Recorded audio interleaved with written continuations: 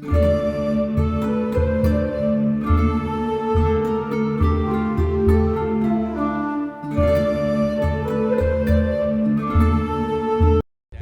इंसान के उत्साह को प्रकट करता है।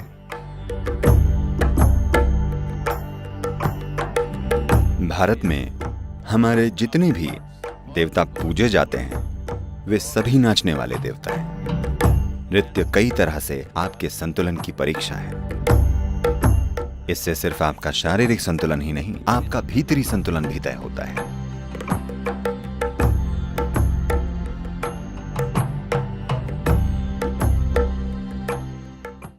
मैं बहुत खुशकिस्मत हूँ कि मुझे आज आपसे एक सवाल पूछने का मौका मिला।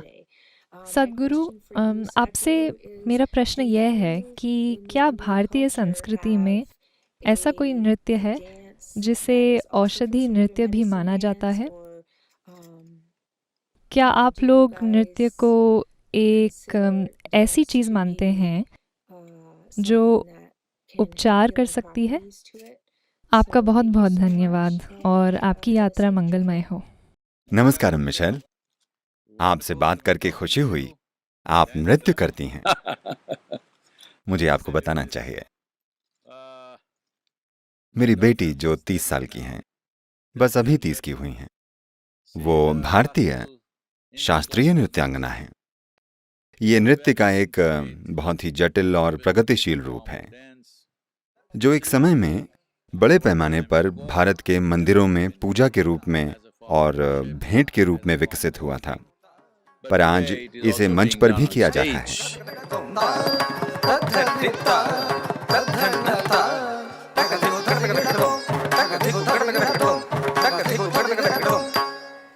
तो क्या भारतीय नृत्य किसी रूप में हमारे आध्यात्म से जुड़े हैं? क्या उनसे किसी तरह का उपचार होता है, या क्या वे सिर्फ मनोरंजन के अलावा कुछ और दर्शाते हैं? बिल्कुल, क्योंकि सभी नर्तक, भारत के शास्त्रीय नर्तक, नृत्य को एक मनोरंजन की प्रक्रिया नहीं मानते। वे इसे एक पवित्र कार्य और एक पवित्र प्रक्रिया मानते हैं। ये आपके नृत्य से बहुत अलग है, पर शरीर की बहुत ही परिष्कृत हलचलों, भेंटों और जटिल कहानियों को नृत्य के माध्यम से चित्रित किया जाता है। तो मैं आपको कुछ वीडियो भेजना चाहूँगा ताकि आप इससे परिचित हो सकें, या आप इसे वैसे भी इंटरनेट पर देख सकती हैं।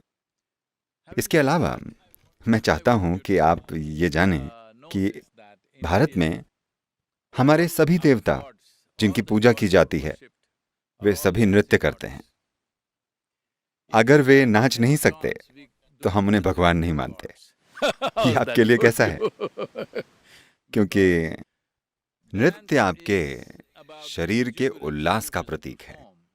यदि आपकी जीवन ऊर्जा, यदि आपका शरीर आनंदित है, तो वो स्वाभाविक रूप से नृत्य ही करेगा। वो नृत्य सांस्कृतिक हो सकता है, पर मूल रूप से नृत्य इंसानी उत्साह की बौछार है, जिसमें जीवन ऊर्जा का सैलाब ही ना हो। आप ऐसी हस्ती को ईश्वर कैसे कहा जा सकता है? तो हमारे सभी देवता नाचते हैं।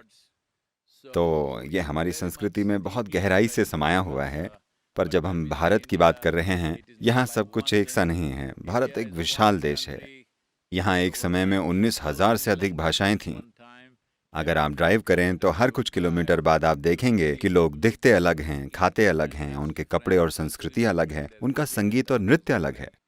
तो हम भी संघर्ष कर रहे हैं, इन चीज़ों को बचाने के तरीके खोज रहे हैं, क्योंकि ये बहुत जटिल और फैला हुआ है। पर आज कुछ रूप बहुत अच्छी तरह से, क्या कहें, चलन में हैं। कई युवा उन्हें अपना रहे हैं और उन्हें मंच मिलता है। लोग उन नृत्यों को देखने के लिए पैसे भी खर्च करते हैं। तो इस पीढ़ी में ये नृत्य फिर से जीवंत हो उठे हैं। ये समझना बहुत जरूरी है कि अगर आपका शरीर नाचना नहीं चाहता तो बात ये नहीं है कि आप नाच सकते हैं या नहीं। प्रश्न बस ये है कि क्या आपके अंदर से जीवन ऊर्जा छलक रही है या नहीं? क्या आपसे जीवन ऊर्जाएं प्रवाहित हो रही हैं, या आप एक ढलते हुए जीवन हैं? तो जिस आयाम को हम नृत्य कह रहे हैं, अगर हम बढ़ती उम्र के बच्चों में अगर ये आयाम सिखाया जाए तो संतुलन बनाया जा सकता है जैसे वो बढ़ते हैं, क्योंकि हमारे अंदर जो काबिलियत है, जो क्षमताएं हैं और हमारे भीतर जो योग्यताएं हैं और हर इंसान में जो भी प्रतिभा है वो संतुलन होने पर ही प्रकट हो सकती है। नृत्य कई तरह से आपके संतुलन की परीक्षा है। इसमें सिर्फ शारीरिक संतुलन ही नहीं, आपका भीतरी संतुलन भी तय होता है। संतुलन के बिना आप नृत्य नहीं कर सकते।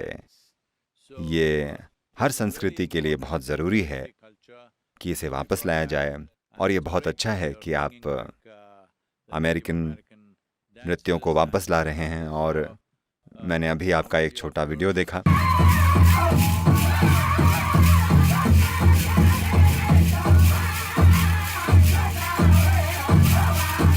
काश कि हम पहले मिले होते।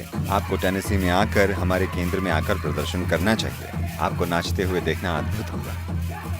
मैंने देखा कि उन भारी घंटियों के साथ ये काफी मुश्किल रहा होगा, पर आपने अच्छे से किया।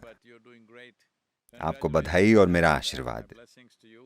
ये संस्कृति वापस आनी चाहिए।